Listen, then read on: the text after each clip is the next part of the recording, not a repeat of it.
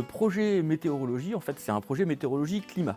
C'est un outil simple et qui colle très très bien dans le programme purement scolaire, parce qu'avec des données météorologiques, on peut faire énormément de choses, que ce soit en mathématiques, en sciences. Ça prend très très peu de temps. Il nous a fallu au départ, pour commencer, juste un thermomètre et quelques outils à mettre sur la fenêtre. Et puis ensuite, on l'a amélioré avec une station météorologique automatisée, un peu plus performante, qui nous donnait des données un peu plus fiables.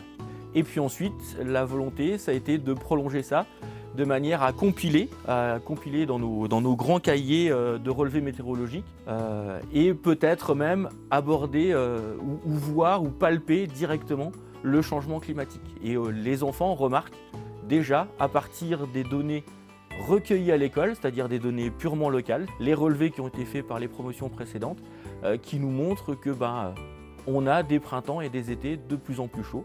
Et là, on commence même à avoir des données sur la partie hydrographie avec les précipitations, où on s'aperçoit que les précipitations diminuent pratiquement chaque année. C'est une simple porte d'entrée pour sensibiliser à quelque chose de plus général. Le premier lien très facile, bien entendu, c'est le climat.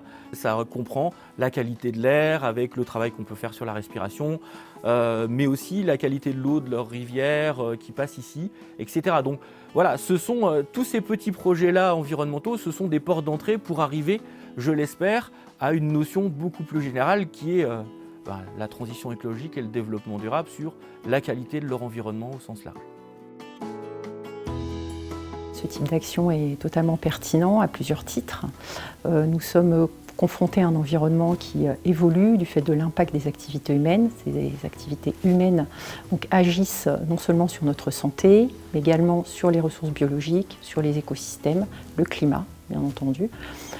Par conséquent, le fait de pouvoir caractériser l'environnement dans lequel on se trouve via l'observation, via des mesures, et notamment des mesures météorologiques, qui sont des mesures très accessibles, familières pour chacun, permet effectivement de sensibiliser tout type de public à ce type d'action.